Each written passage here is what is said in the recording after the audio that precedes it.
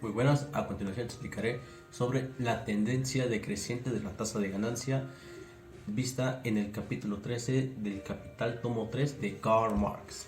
A continuación, algo que dejar en claro es que para los capitalistas la ganancia no cae del cielo, sino que sale del trabajo de la gente, porque como tal, Marx nos dice que todo lo importante, todo lo chingón, lo chido es el valor como tal, el valor que uno como trabajador emplea o transfiere hacia el producto que está creando. No sé si me voy a entender. Ahora bien, ¿qué nos dice esta ley? Nos dice que los dueños de los negocios siempre buscan producir más rápido y mejor, ¿ok? Entonces esto hace que un negocio crezca, que crezca tanto en cantidad, que crezca más rápido en obreros o en clase trabajadora, y que a su vez nos da a entender que si una empresa en proporción tiene más máquinas que obreros, la empresa se vuelve cada vez más y más chiquita, pero no en un sentido físico, sino de inversión de capital.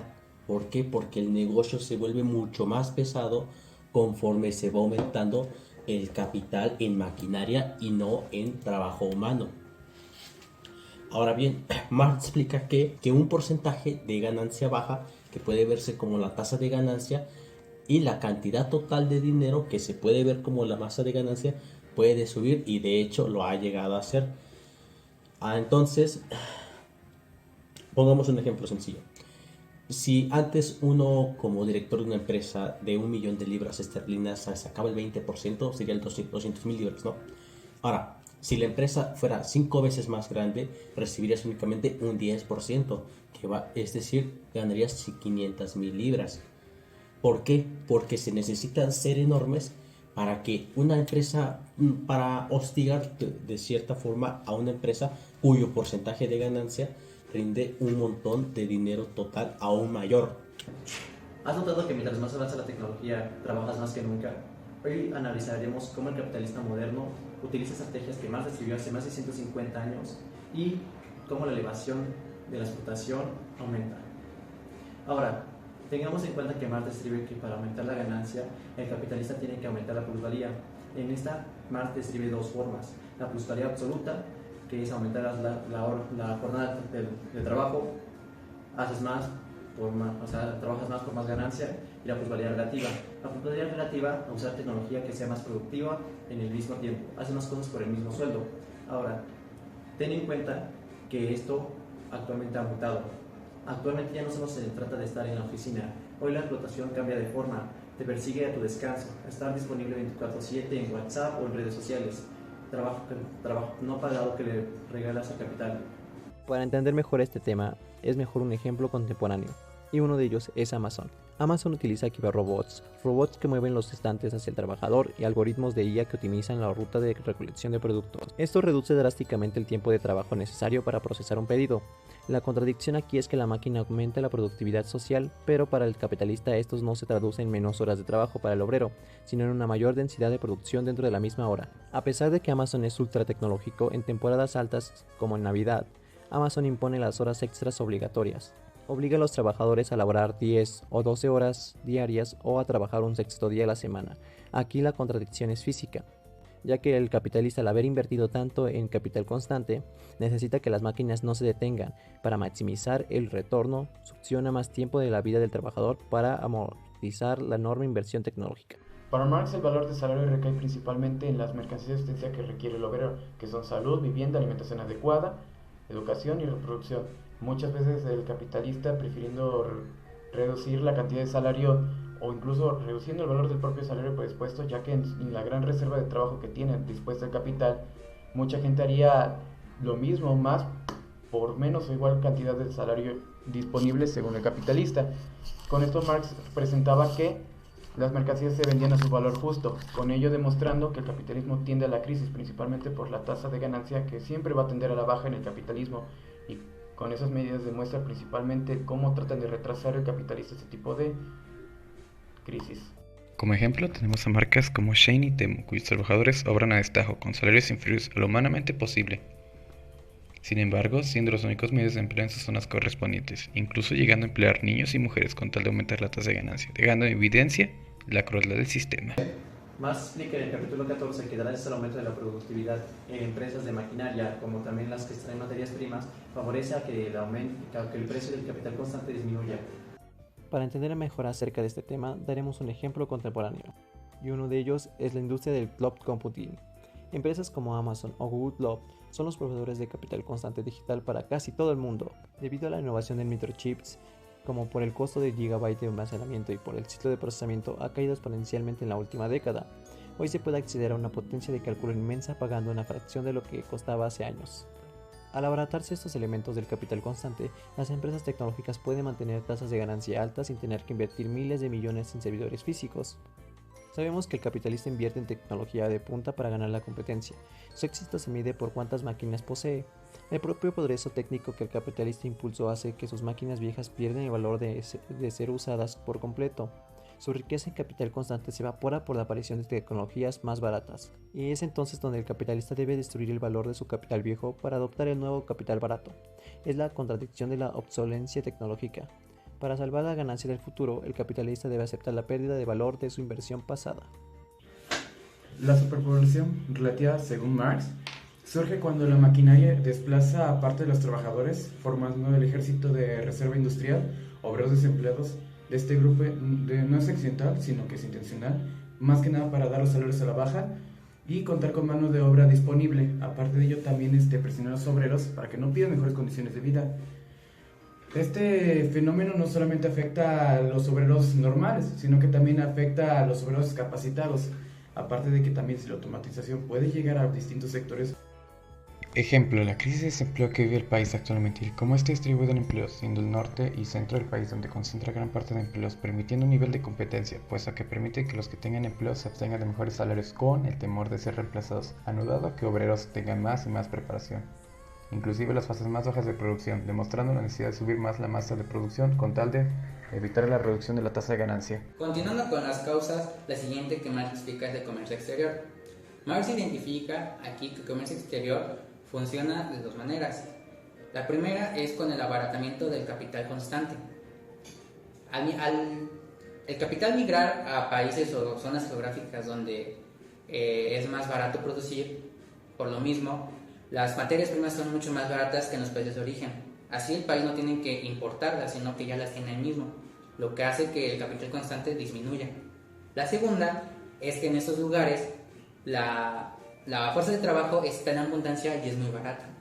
Así pueden explotar a los obreros ahí, donde hay una tasa de ganancia altísima, mediando así la tasa general global, haciendo que en los lugares donde hay menores composición orgánica capital, se le transfiera a los demás lugares en donde es menor.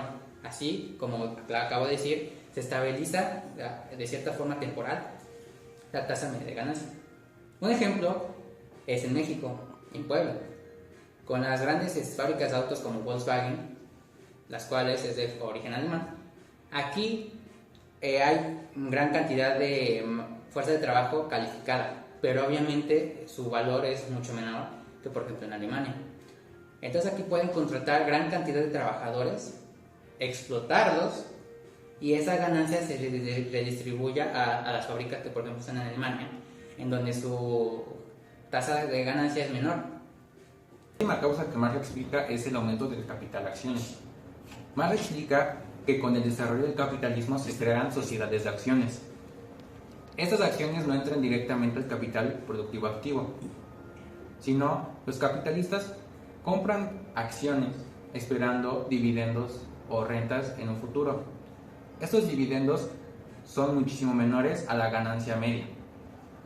Esto ocasiona que la ganancia media de las empresas sea menos presionada, ya que hay mucha acción invertida flotando, por así decirlo, y es lo que hace que puedan producir, expandirse, etc. Esto hace que se libere una gran presión sobre la tasa de ganancia actual y se crea, pero artificialmente. Y un dato curioso es que así es el financiamiento actual de la economía. Un ejemplo concreto es la operación de empresas como General Motors o Volkswagen en territorio mexicano. Estas corporaciones trasladan procesos de manufactura de Estados Unidos o Alemania hacia estados como Guanajuato o Puebla.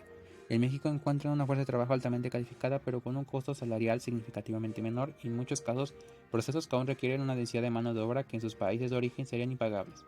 La plusvalía extraída en México se reparte entre las matrices de Detroit o Wolfsburgo. Esta inyección de ganancias frescas provenientes de la periferia compensa la caída de la rentabilidad que estas empresas sufren en sus mercados saturados y altamente automatizados. El desarrollo industrial del país no ocurre para satisfacer necesidades locales, sino para salvar la ganancia extranjera. Al industrializar a México, el capital crea un nuevo sujeto revolucionario, un proletariado industrial masivo y moderno. El capitalista busca paz social y bajos salarios para ganar más, pero su propia inversión crea las condiciones para sindicatos fuertes y luchas obreras que eventualmente subirán los salarios y reducirán su ganancia de nuevo. La contradicción fundamental aquí es que el comercio exterior retrasa la crisis en un país, pero la siembra en otro. El capitalista estadounidense exporta su tendencia decreciente de la ganancia a México.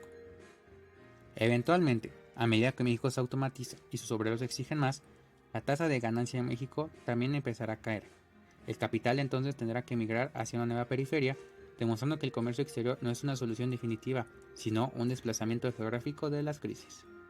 ¿Alguna vez te has preguntado por qué no evitamos las crisis? Bueno, esto es porque las crisis son necesarias para nuestro sistema. Estas solucionan las contradicciones internas solo momentáneamente. En el tomo 1, Karl Marx nos explica que el origen de estas crisis se debe a la metamorfosis de las mercancías. Cuando separamos la compra de la venta por medio del dinero, se rompe la unidad directa del intercambio. Cuando un sector vende pero no quiere comprar, se rompe el flujo mercantil. Esta es la posibilidad abstracta de las crisis, pero se realiza cuando la producción se vuelve para la acumulación y no para el consumo. Segundo, en el tomo 3 del Capital se nos presenta la ley de la tendencia decreciente de la cuota de ganancia. Gracias a la competencia, los capitalistas bajan su nivel de trabajadores y aumentan su nivel de tecnología, aumentando su composición orgánica. ¿Esto qué causa? Bueno, como solo el trabajo vivo genera el valor, la tasa de ganancia tiende a bajar. Pero como la competencia sigue presionando, ellos siguen subiendo la tecnología y la tasa sigue bajando. ¿Ok? Cuando este capital es demasiado grande y la masa de plusvalía no alcanza, se hace una crisis. Las crisis son el mecanismo de limpieza de todo el sistema. Limpian al sistema de los capitales sobrantes y restablecen el equilibrio abruptamente. Primero, con la desvalorización de estos capitales, debido a la acumulación, permiten que capitales grandes compren a capitales chicos, unificando estos capitales y concentrándolo en pocas manos. Y segundo, causa un aumento en la explotación del trabajador debido a la cantidad de desempleo. Esto sube la tasa de ganancia general y resuelve la crisis, ya que esta resolución es momentánea, debido a que esto es simplemente un ciclo y la crisis solo ayuda a que ese ciclo se repita. Entonces, ¿qué aprendimos hoy? El capitalismo no tiene límites externos, sus límites son autoimpuestos. Y las crisis solo son la cura para un sistema que está destinado a enfermarse con la acumulación. Esta cura solo permite que el ciclo comience otra vez. Esto es un ciclo sin fin.